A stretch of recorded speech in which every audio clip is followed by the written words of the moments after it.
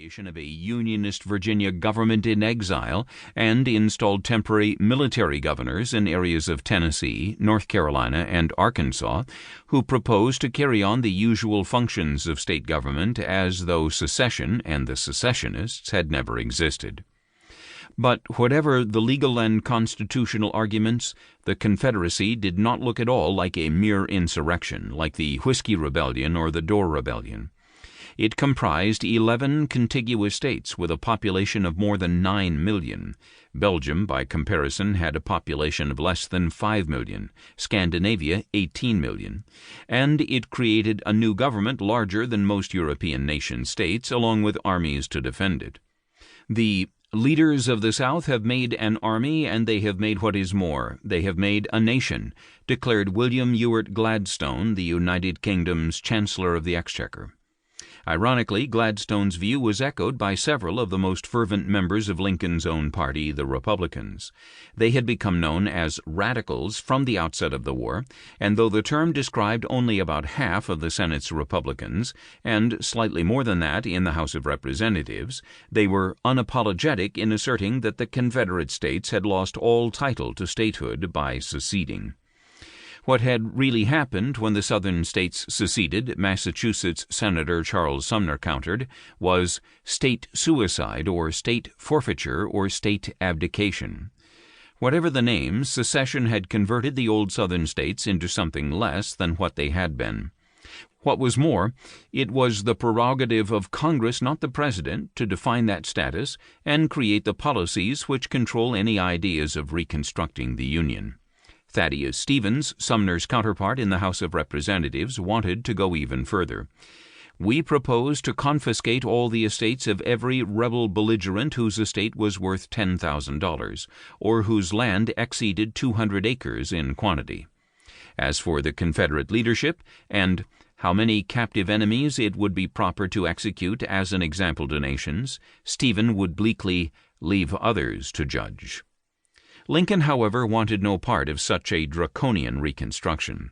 For one thing, it was tantamount to conceding that the Confederates had been correct all along in claiming a right to withdraw from the Union.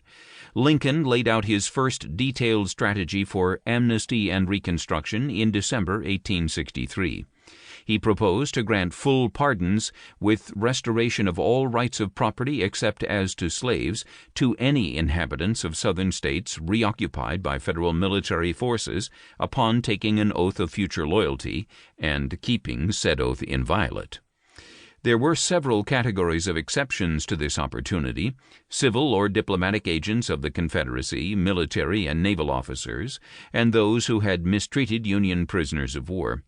But the purpose behind this apparent generosity was really political, because this strategy would grant Lincoln the authority to reestablish a state government as soon as the oath-takers numbered just 10% of the 1860 voting population in each state, while also ensuring that the re-inaugurated state governments abolished slavery. Many Republicans applauded Lincoln's plan as glorious, and saw it as an enticement to Southerners not only to end the rebellion but to abandon slavery as well. "The President," wrote Ohio Republican James A. Garfield, "has struck a great blow for the country and himself."